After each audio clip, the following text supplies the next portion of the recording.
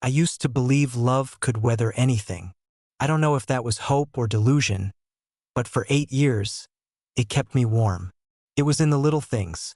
Shared glances across crowded rooms, Sunday mornings with pancakes and jazz, his hand on the small of my back when I laughed too hard in public. It wasn't perfect, but it was ours. Ours to protect, ours to repair. And then it wasn't. I'm not sure when the first crack appeared. That's the thing about crumbling walls. You rarely notice the fracture until the whole structure groans. Maybe it was after Dad died. Maybe it was when Michael lost his job. Maybe it was when we stopped looking each other in the eyes during dinner and started speaking in logistics. Did you pick up the dry cleaning? Don't forget your mother's appointment. Can you take out the trash?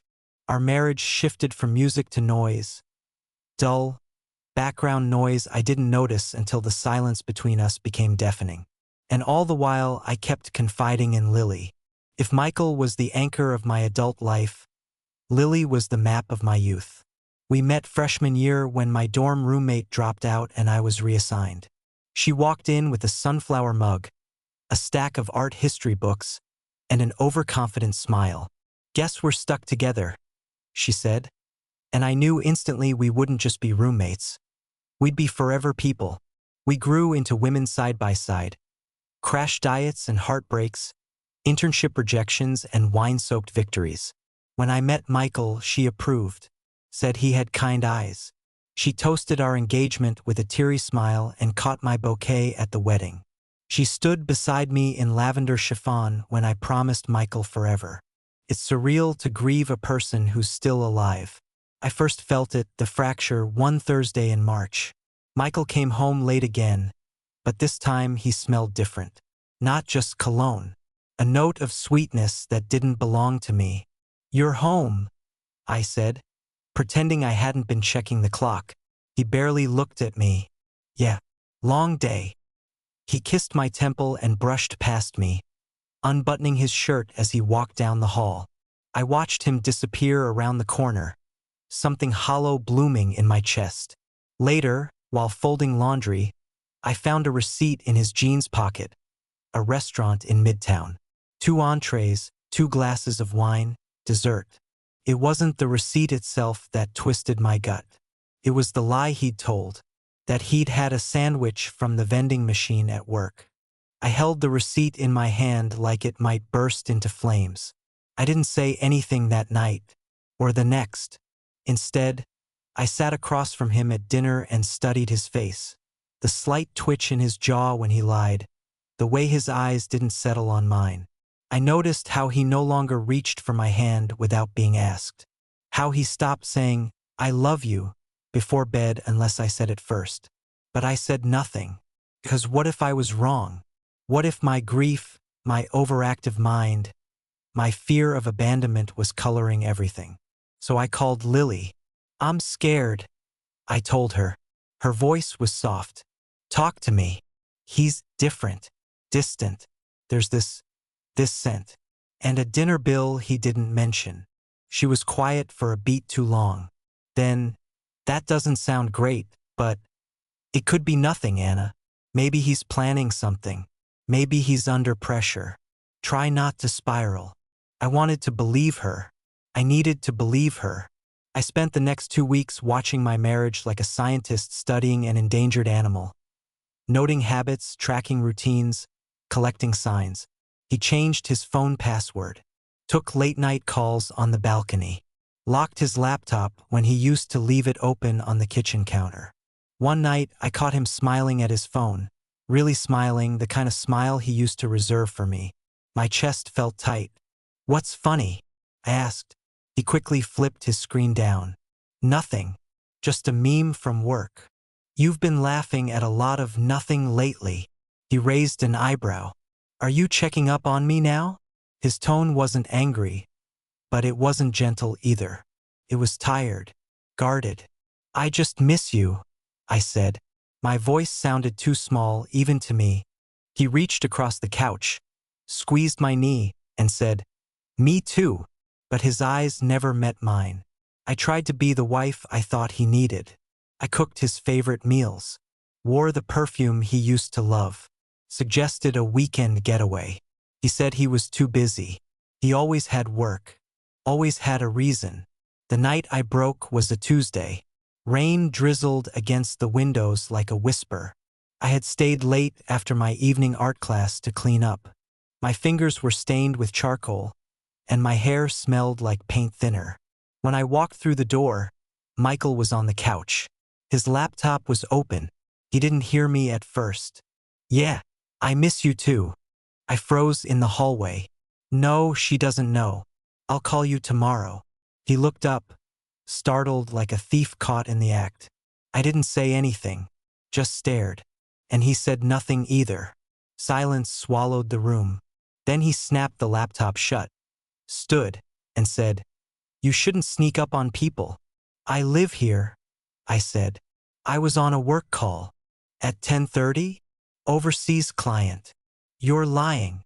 He rubbed his temples like I was the problem. "You're paranoid lately."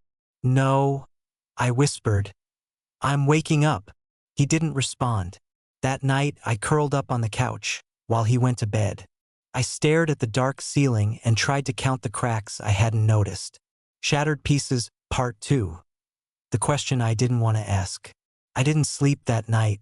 Instead, I lay on the couch with a blanket pulled to my chin, watching shadows move across the ceiling like ghosts of the life I thought I had. Every creak of the house, every passing car outside made me flinch. At 3:14 a.m., I got up and walked barefoot to the kitchen. I didn't turn on the lights. I just stood there, my fingers grazing the countertop where Michael and I once kneaded dough for homemade pizza. It was messy, chaotic, and perfect. We danced to a 90s playlist and kissed each time the timer beeped. That memory felt like it belonged to someone else now. I poured a glass of water, but couldn't bring myself to drink it. My stomach was a knot. I wanted to scream, but the silence felt sacred, as if breaking it would admit something I wasn't ready to face. Instead, I opened my phone and scrolled to Lily's name. I stared at it for a full minute before locking the screen. No, not now. The next morning, I drove to my mom's house without telling Michael. I needed to breathe somewhere I didn't feel like I was being watched, or worse, ignored. When I walked in, she was trimming dead leaves from her ivy plant. She looked up, startled. "Anna? Honey, are you all right?" I sat at the kitchen table, the same one I'd done homework at in high school, the same one where my dad used to read the paper and sip terrible black coffee. "I think Michael's having an affair," I said. I didn't mean to say it. The words just came out. No preamble, no filter, just truth. My mom blinked. She set down the scissors. "What?" "I don't have proof," I added quickly. "But I feel it. I know it." She sat across from me, her face a mixture of concern and disbelief. "What makes you think that?" I told her everything.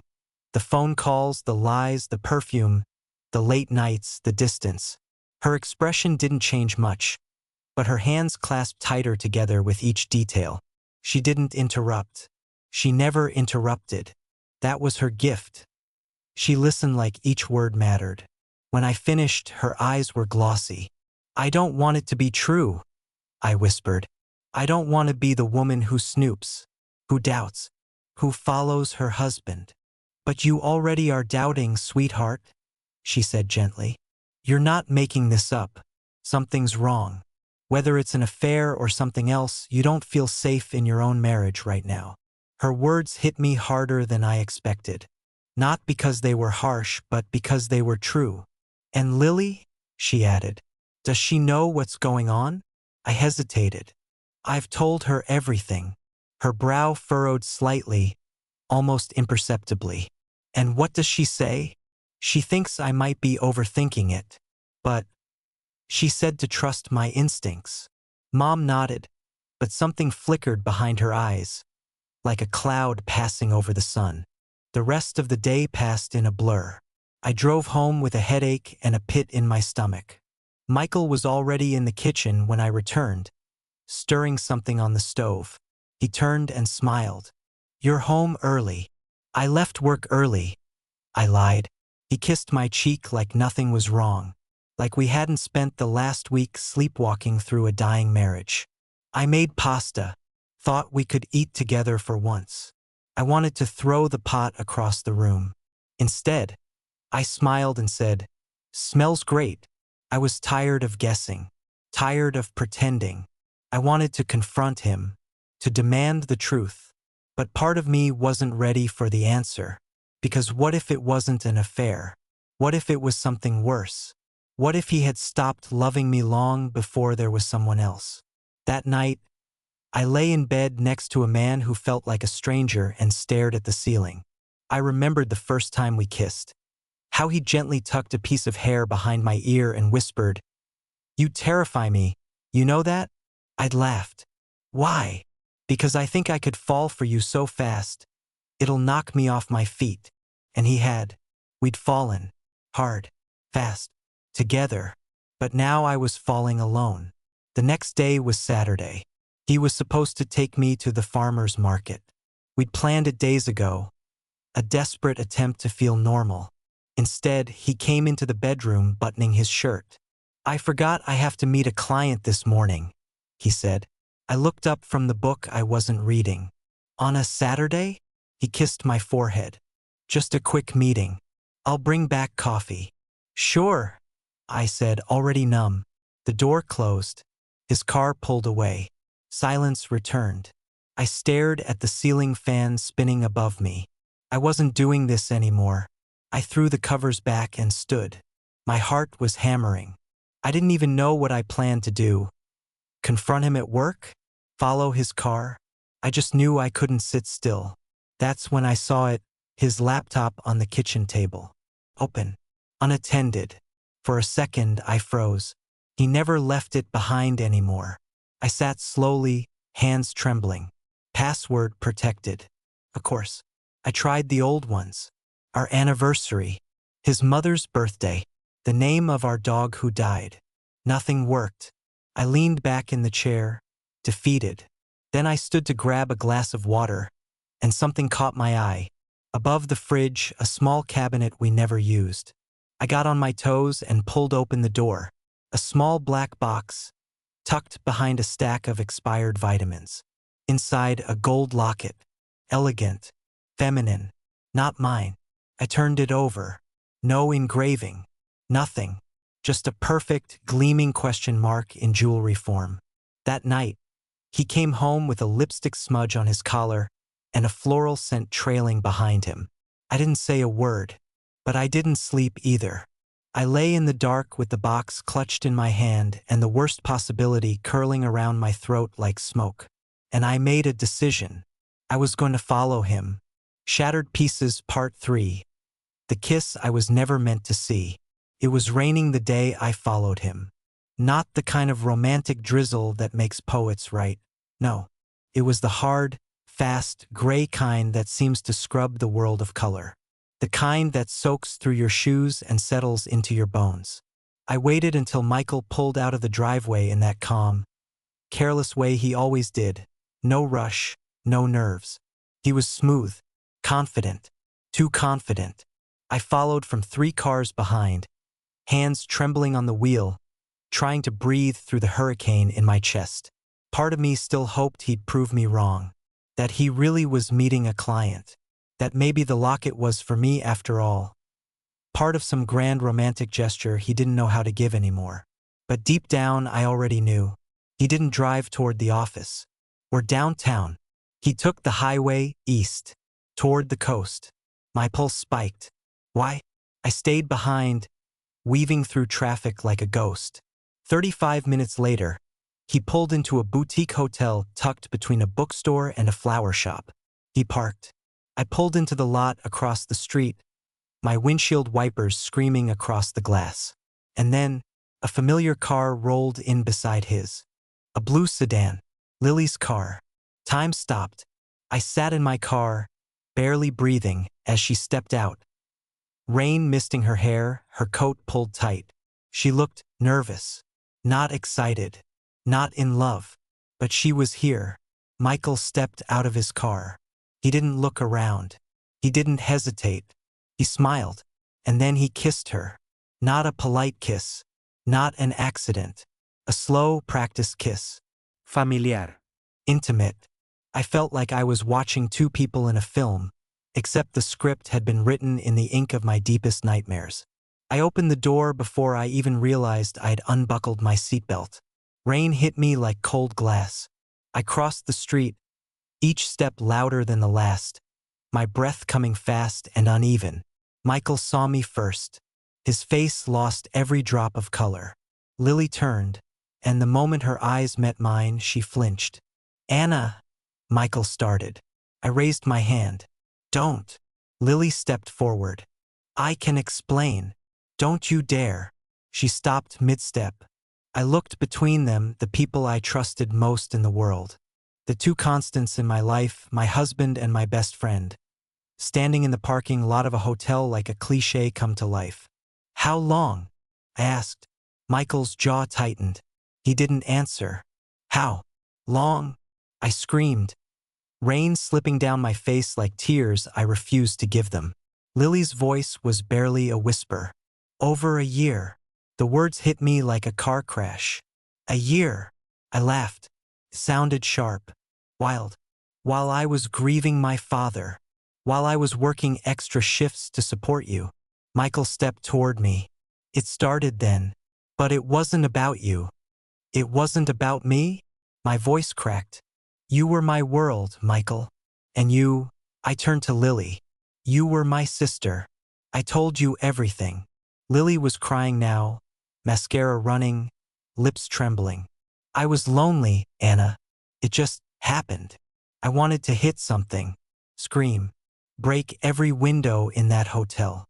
You both chose this," I said through clenched teeth. "You didn't trip and fall into each other's arms." Michael reached out. "Anna, please, let me fix this." "Fix it?" I stepped back. "There's no glue strong enough. Don't throw us away," he begged. "You already did," I said. Lily stepped forward again.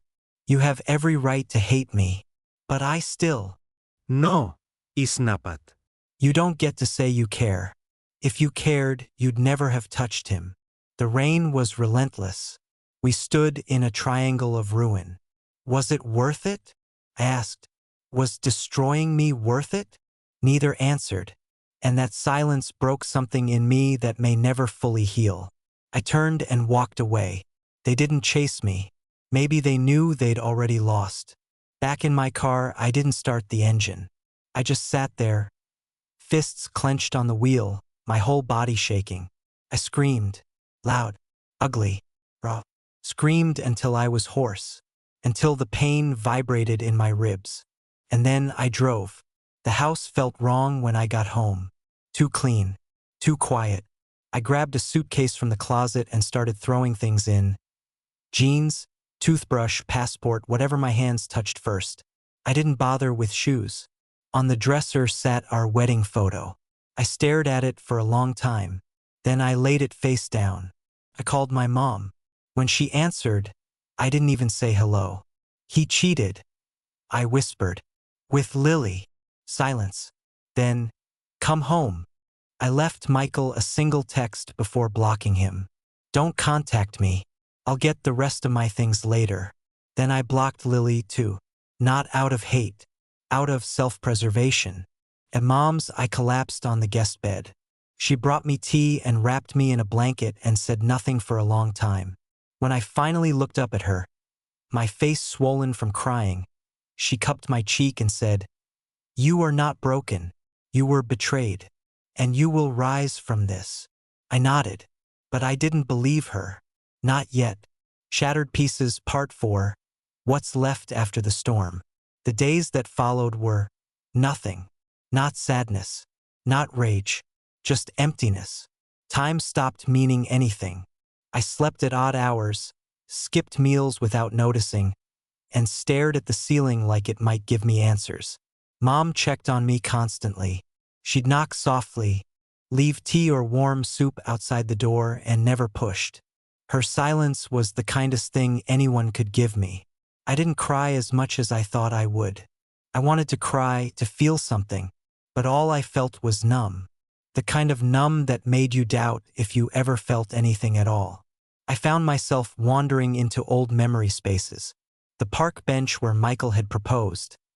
Under a maple tree in late October, leaves swirling around us like confetti.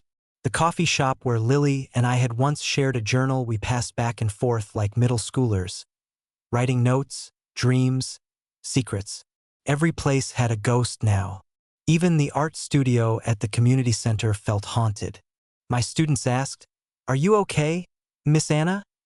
And I'd force a smile that felt stapled to my face.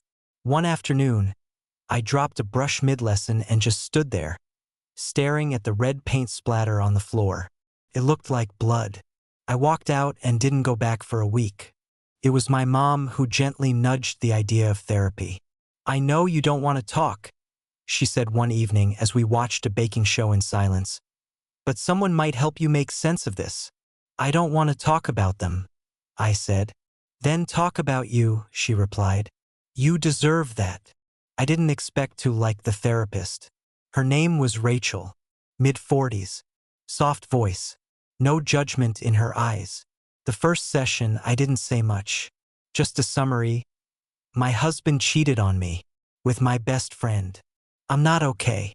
She didn't react like most people did. No wide eyes, no gasps, no pity. She just nodded. "Okay," she said. "Let's sit with that." So we did. And I cried. Not the dramatic kind, the quiet, chest-tightening kind that comes from holding something in too long.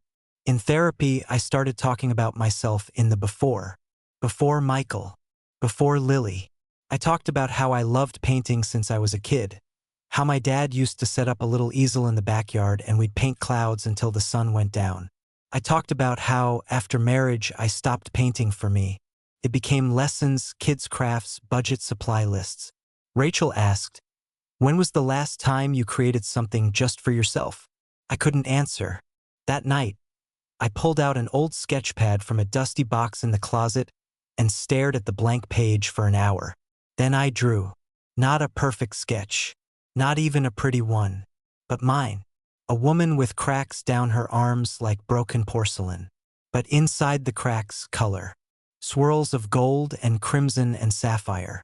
Like stained glass. I didn't know what it meant, but I knew it wasn't meaningless. 2 weeks passed. I blocked Michael's email, deleted Lily's number, burned the receipt I'd found in his pocket. I didn't want closure. I wanted space. They didn't deserve to be the ending of my story. They were the fire, but I was the survivor. One morning, I woke up before sunrise and brewed coffee in Mom's kitchen. For the first time in weeks, the scent didn't make my stomach turn. I sat at the table with a sketch pad and watched the sky shift from black to blue to gold. I realized I hadn't thought about them in over 2 hours, and that felt like a victory. That weekend, I joined a local art group that met once a week in a bright studio with paint-stained floors and mismatched chairs. I didn't talk much at first, but I listened. One woman, Grace, wore thick glasses and painted only in purple. She said it calmed her migraines. Another, Tanya, painted birds without wings. She said, "They've got to learn to fly differently." It felt like coming home to a part of myself I thought I'd lost forever. After class, Grace invited me to a gallery opening. I almost said no, but something inside me whispered, "Go." That night, I stood in a small gallery with string lights and laughter echoing off white walls. A woman, maybe in her 60s, looked at one of my sketches and said, "You have kind eyes." I froze, then smiled. "Thank you," I said, and I meant it. At home, I sat down and wrote a letter I'll never send. "Michael, I loved you with my whole heart, but you broke something that can't be fixed with apologies. You chose her. You chose lies. I choose myself. Goodbye." I folded it into my sketchbook and left it there. A page between chapters. Next month, I'm going on a solo trip to the coast. I've booked a tiny cabin overlooking the ocean. I'm bringing my paints. No plans. No company. Just me, the sea, and a canvas. I don't know who I'll become there. but I know who I'm leaving behind. And that feels like healing. Shattered Pieces Part 5. The Woman Who Walked Away. The ocean air hit me like a baptism. I stood at the edge of the wooden deck, suitcase by my side, staring at the Atlantic. The cabin I'd rented was small. One room, one bed, a tiny kitchen, but the view made it feel like a palace. Floor-to-ceiling windows overlooked the dunes, the crashing waves just beyond. I hadn't taken a trip alone in my entire adult life. Michael and I used to talk about it, road trips, coastal getaways, long weekends, but we never made time. There was always something else. Work, money, life. Now there was just me. And for the first time in a long time, that felt like enough. The first morning, I walked the beach barefoot. The sand was cold. The sky was soft and gray. Gulls called overhead like impatient messengers. I didn't bring headphones. I wanted to hear the ocean. Every crash, every hush. I stood ankle-deep in the water and whispered the names of the things I was ready to release. Michael, Lily, our wedding vows, my guilt, my fear, my silence. And then, just for myself, you're still here. You're still here. Each day I painted. Not for money. Not for a class. Not for anyone. Just for the joy of watching color return to my hands. Painted waves. Broken glass. A heart sewn back together with gold thread. One morning, I painted the woman I used to be. She was standing in the rain. Her dress soaked. Her makeup smeared. Her eyes hollow. But behind her, rising from the mist, was someone new. Wrapped in gold light, barefoot and steady. I called the piece Becoming. I read poetry in the evenings and cried when it surprised me. I cooked slow meals, made tea with lemon and honey, took long baths with the windows cracked open. I wrote letters I'd never send. To my dad, telling him how much I missed his quiet wisdom. To Lily, telling her I forgave her, not because she asked, but because I didn't want to carry her weight anymore. To Michael, telling him he didn't ruin me. Only I had the power to do that. And I wouldn't. On the fifth night, I built a fire on the beach. Quiet, flickering thing. I brought the wedding photo, the original, the one that had lived in our bedroom for 8 years. I stared at it for a long time. The way he looked at me. The way I leaned into him. The illusion of safety. Then I tossed it into the flames. Curled at the edges. Blackened. Fell apart. And I didn't cry. Not because it didn't matter, but because I'd already mourned what was. Now I was making room for what would be. On the final morning, I watched the sun rise from the porch steps. Barefoot, hair messy, a warm mug between my hands. I breathed in slow, felt it fill my chest. And I knew, not in my head, but in my bones, that I'd made it. Not to the end, but to the beginning. Before I left, I slipped a note under the cabin guest book, folded in half. To whoever you are, if you're running, hiding, grieving, healing, I've been there. The ocean won't fix you, but it will remind you that you're part of something bigger. You're allowed to let go. You're allowed to start again. You're allowed to be okay. Take it slow. And don't forget to breathe. A woman who walked away and lived. Back in the car, I didn't play music. I let the silence carry me home. But this time, it didn't feel heavy. Felt clean. Like a page that's been torn out and replaced with something stronger. Person I was supposed to trust more than anyone. Now I'm sitting here on our cold kitchen floor, my back against the cabinets, trying to process the shattered pieces of my life around me. My hands are trembling as I clutch the evidence of his betrayal, and tears blur my vision. I keep asking myself over and over, how could he do this? How could the man I loved with every fiber of my being hurt me like this? If you had asked me yesterday, I would have told you that Michael and I had a solid marriage. Not perfect, no marriages, but we were happy, or so I thought. We built a life together over 8 years, filled with inside jokes, Friday movie nights, and lazy Sunday mornings making pancakes in our pajamas. We supported each other through everything. When my father died 3 years ago, Michael held me as I cried through the night. When he lost his job last year, I picked up extra shifts at work and assured him we'd get through it together. We were partners, each other's rock. I never imagined there was an earthquake rumbling beneath us, ready to split our world apart. Looking back now, I realize there were small cracks in our picture-perfect facade, little warning signs I brushed aside. We would bicker over silly things like whose turn it was to take out the trash or how much time he spent on his phone. I'd get annoyed. He'd tease me for being overly sensitive, then pull me into a hug and everything would seem okay again. I thought every couple had their quirks. I had no clue those silly arguments were symptoms of something far more sinister brewing underneath. About a year ago, I felt the first twinge that something was off. Michael started coming home later than usual. He'd always been punctual. If he said he'd be home by 6, he'd walk in at 6 on the dot, calling out, "Honey, I'm home," in that goofy voice of his. But suddenly 6 o'clock became 7, then 8. If I texted to check if everything was okay, his replies were polite but brief. "Working late, don't wait up," or "Caught in a meeting, see you later." I remember joking that he was becoming a workaholic. He just pecked my cheek and said he was doing it for us, for our future. I told myself he was just being responsible, trying to secure a promotion after his job setback.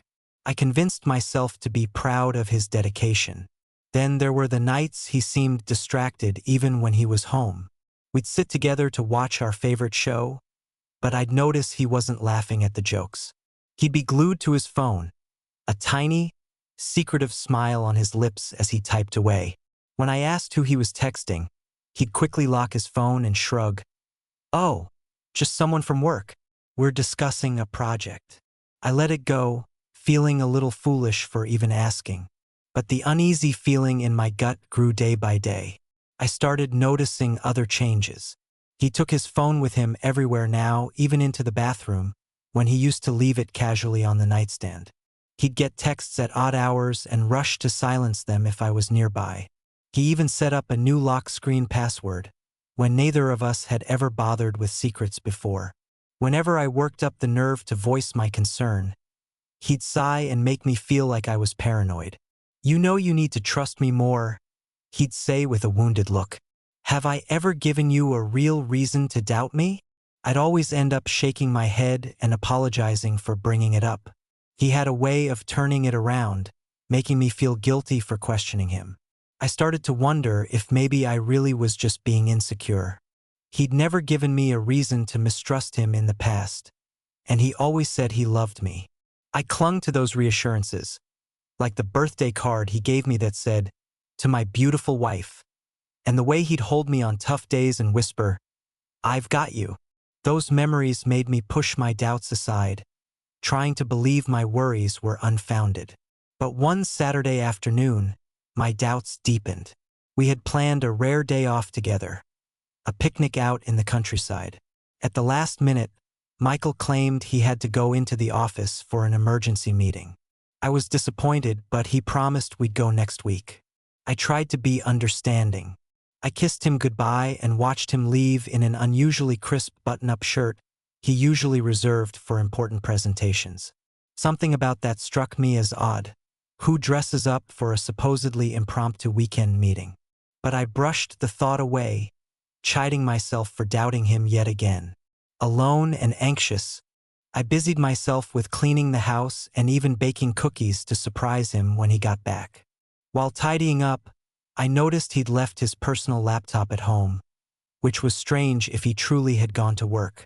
Curiosity got the better of me and I opened it, hoping to maybe see his calendar or emails. Anything to reassure myself. But it was locked with a password. We had always known each other's passwords. Now he had changed this one. I closed the laptop, telling myself I was being ridiculous and invasive. I needed to trust him, right? I went back to baking, trying to distract myself. When I reached up to grab vanilla extract from the cabinet above the fridge, my eyes caught a small black box tucked behind some old cookbooks. My heart pounded as I pulled it down and opened it. Inside was a gold necklace with a locket pendant. It was beautiful and definitely not mine.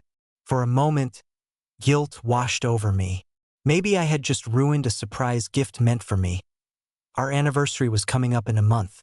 I nearly laughed in relief, scolding myself for being suspicious. He must have hidden it up there to surprise me later. Of course, reassured, I carefully put the box back and even felt a little excited, thinking how sweet it was that he'd gotten me a gift. For a few hours, I managed to convince myself that everything was fine and I was simply paranoid. That night, however, shattered that fragile peace. When Michael got home, I casually asked how his meeting went. He hesitated just a fraction of a second, but I caught it before he launched into some long explanation about a technical issue he fixed. As he rambled, I noticed a small smudge on his shirt collar that looked like makeup and a whiff of a floral perfume that wasn't mine. My stomach did a flip. Trying to sound playful, I said, "You smell nice. Did a coworker give you a hug or something?" My voice quivered despite my attempt at a joke. He glanced down at his shirt and quickly brushed at the smudge. "Oh, one of the new interns bumped into me," he said lightly. "She must wear a gallon of perfume. I didn't even notice." He gave a short laugh and then, without missing a beat, pointed at the plate of cookies on the counter to change the subject. "Are those chocolate chip? You made them for me." His charm was so disarming that I let the moment of confrontation slip away. We sat and had cookies together, and I tried to smile and act normal. But inside, that uneasy feeling was growing. Something was very, very wrong, no matter how much I wanted to deny it. Over the next few weeks, the distance between us only grew. Michael was often preoccupied and oddly cheerful at times I wouldn't expect. Sometimes I'd wake up in the middle of the night and find the bed empty. More than once, I crept halfway downstairs and saw him pacing in the living room, whispering on the phone. One night I caught a snippet of his hushed conversation. I distinctly heard him say, "I miss you too." My heart lurched into my throat. I accidentally made the floor creak, and he whirled around, startled. He quickly ended the call, mumbling a goodbye to whoever was on the line. When he saw me, his expression went from shock to anger in an instant. "It's 2 a.m. What are you doing up?" he barked. I folded my arms, trying to steady my voice. "I could ask you the same thing. Who were you talking to, Michael?" He ran a hand through his hair and snapped, "Work, obviously. There's a client overseas, different time zone. Why are you spying on me?" His tone was accusatory, as if I were the one doing something wrong. I felt my face heat with embarrassment and frustration. "It's not spying to wonder why my husband is on the phone at 2 in the morning, I said quietly, hurt. He let out a harsh breath. "I can't keep living like this, Anna, being constantly suspected and watched. I told you it was work. You need to trust me." Tears of frustration gathered in my eyes. He had completely flipped the situation to make me the villain. "If there's nothing going on, then why are you acting so strange?" I whispered. He threw up his hands. "This is pointless. I'm going to sleep in the guest room. Maybe that will make you feel better since you clearly don't want me around." With that, he brushed past me. On his way up, he muttered, "Unbelievable," under his breath. I stood there in the dark living room for a long time after he shut the guest room door. I felt defeated. He had never spoken to me that way. A mix of anger and shame swirled inside me. Anger because I knew something was off. Shame because he had me wondering if I really was going crazy with suspicion. I wiped my tears and told myself I would find the truth, one way or another. The only person I could talk to about this was my best friend, Lily. We met in our freshman year of college and clicked instantly. We were roommates by sophomore year, partners in each other's shenanigans and struggles. She was there for every major event in my life, cheering when I got my first job, standing by my side in a bridesmaid dress when I married Michael. I thought I knew her inside and out. Lily and I had been friends since college, long before Michael came into the picture. She was practically a sister to me. If there was anyone in the world I thought I could trust with anything, it was her. When things started feeling wrong, I confided in her. Over coffee at our favorite cafe, I spilled everything. The late nights, the hidden phone, the gut feeling I couldn't shake. At first I felt guilty even voicing my suspicions. Saying out loud that I thought my husband might be cheating made it feel more real. But Lily listened intently, squeezing my hand. "You're not crazy," she said. "He has been acting strange. Trust your instincts." She encouraged me to communicate with him, but I told her how he always turned it around on me. Lily frowned. "That's not okay. He shouldn't dismiss your feelings like that." She suggested maybe he was stressed or depressed and that I might try a different approach. Plan something romantic to reconnect or insist on counseling. Ever the optimist, she added, "Maybe it's a misunderstanding. Give him a chance to be honest." It was comforting to have her support, but nothing could fully erase the dread that had settled in my stomach. In the days that followed, nothing improved. Michael's mood swung between distant and irritable. I felt like I was tiptoeing around him, terrified of what I might find and equally terrified of staying in the dark. My attempts to talk were met with the same deflection and frustration. My anxiety was eating me alive. I knew I couldn't live like this, caught between trusting his words and trusting my gut. Finally, I made up my mind. I needed to know the truth, even if it broke me. The opportunity came sooner than expected. One evening, Michael casually mentioned that he had to head out of town the next day for an overnight work trip. Some sort of regional meeting, he claimed. He rattled off the explanation so smoothly, but I noticed he wouldn't quite meet my eyes. My heart pounded. This was it. If he was lying, I might finally catch him. I forced a smile and nodded, saying I'd be fine at home. Inside, I was already planning. I took the next day off work, telling my boss I had a personal emergency. By noon, Michael packed a small bag and left, dressed sharply again, giving me a quick kiss on the forehead before walking out the door. I watched from the window as he drove off. After a few minutes, I grabbed my keys and purse, got into my car, and began to follow. The morning was clear and bright, utterly at odds with the storm inside me. Keeping a safe distance, I trailed Michael's car across town. My palms were sweating against the steering wheel. Part of me was praying I was wrong, that he really was going to a work thing and I was about to feel incredibly guilty for this. But that part of me was growing smaller with each mile. After about an hour on the highway, his car took an exit toward a neighboring city. Not the direction of his company's headquarters at all. I felt a mix of vindication and dread. He eventually pulled into the parking lot of a boutique hotel on the outskirts of a city we rarely visited. I parked a good distance away, my heart hammering. I watched as he got out, smoothed his shirt, and checked his phone. Seconds later, another car rolled into the lot. One I recognized immediately as Lily's blue sedan. For a split second, my mind refused to understand. Lily was supposed to be at work today, or anywhere else but here. Had I mentioned Michael's trip to her? Couldn't remember. My thoughts flashed back to recent weeks. Lily had been harder to reach sometimes, making vague excuses for not hanging out. I had shrugged it off, never imagining it was because she was sneaking around with my husband. But now it all made sense in the most horrifying way. Time seemed to slow down. I gripped the steering wheel so hard my knuckles turned white, watching in disbelief as my best friend stepped out of her car. Lily, here, at this hotel, meeting my husband. I wanted to scream that it couldn't be true, that I was misreading this, but the truth was right in front of me. Lily walked up to Michael with a nervous smile on her face. He glanced around, as if making sure no one was watching, then wrapped his arms around her. I saw them embrace, and then they kissed. An intimate, familiar kiss that shattered every last bit of hope I'd been clinging to. I didn't remember deciding to get out of my car. One moment I was watching them through the windshield, and the next I was standing a few yards away, my heart pounding so hard I thought I might faint, but anger propelled me forward.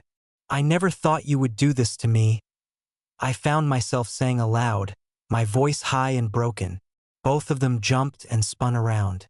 The look on their faces would have been almost comical if the situation wasn't so horrific. Michael looked like he'd seen a ghost, and Lily went pale as a sheet. "Anna," Michael stammered, stepping forward. He actually reached a hand out like he might console me. I recoiled. "Don't you dare touch me," I hissed, every word trembling. Lily's eyes filled with tears as she sputtered, I can explain. Explain," I shouted, not even caring that we were making a scene in the hotel parking lot. "Both of you, how could you?" My voice cracked painfully. I could feel my whole body shaking, adrenaline and agony surging through me. Neither of them seemed to know what to say. Michael's mouth opened, but nothing came out. Lily just stared at me, her hands pressed to her mouth in shock. "How long?" I demanded, choking on the words. "How long has this been going on?" They exchanged a panicked glance. Michael answered softly, "Over a year." I saw Lily wince and close her eyes, as if hearing it spoken aloud hurt her too. "Good," I thought, "let it hurt. It started after your dad died," he continued haltingly. "We didn't mean for it to happen. We grew close, and one night—" "Stop," I snarled, holding up my hand. I didn't need the disgusting details. My father was in the hospital a year ago. While I was crying on Michael's shoulder and leaning on Lily for support, these two were betraying me. The realization made me want to vomit. "I trusted you both," I said, my voice breaking. "I trusted you." Lily stepped closer, tears streaming down her face. "I know there's nothing I can say to make this right," she sobbed. "I never wanted to hurt you. I fell in love with him." She barely finished the sentence before my hand flew on its own. The slap I delivered to her face was sharp and echoed in the air. Lily stumbled back, holding her cheek, eyes wide with shock and fresh tears. Michael moved as if to step in front of her protectively, and that sight, him defending her, nearly broke me all over again. I saw him reach toward me, maybe to stop me or calm me, but I shot him a look of pure fury and he froze. I looked at Michael, eyes wide in disbelief. Do you love her?" I asked, barely audible. He looked torn, glancing between Lily and me. His silence was all the answer I needed. My world, already teetering on the edge, completely crumbled. I felt something inside me collapse, the part of me that still hoped there was some mistake. "You both deserve each other," I spat out finally. "I hope it was worth it." Was it worth destroying me? Michael suddenly stepped toward me, desperation on his face. "It wasn't worth it. It was the worst mistake of my life. I'll end it, Anna. I'll never see her again. Please, just don't leave me," he babbled, reaching for my hand. Lily looked at him with visible hurt and disbelief. "Are you kidding me?" she cried at him. "You told me you loved me." Michael ignored her, his focus solely on me. "She meant nothing compared to you," he continued, voice cracking. "Enough," I shouted, my voice slicing through their chaos. They both fell silent, turning back to me. I fixed them with a glare of pure fury. "I don't want to hear another word from either of you." My chest was heaving. There was nothing that could possibly excuse this. Lily was openly crying. "I'm so sorry," she kept saying in a broken whisper. Michael's face was streaked with tears now too, but I had no sympathy left. I drew in a shaky breath, mustering every ounce of strength I had left. "Goodbye, Michael," I said, almost calmly. Then I looked at the woman I had called my best friend. I could barely recognize her now. "Goodbye, Lily." With that, I turned on my heel and walked away.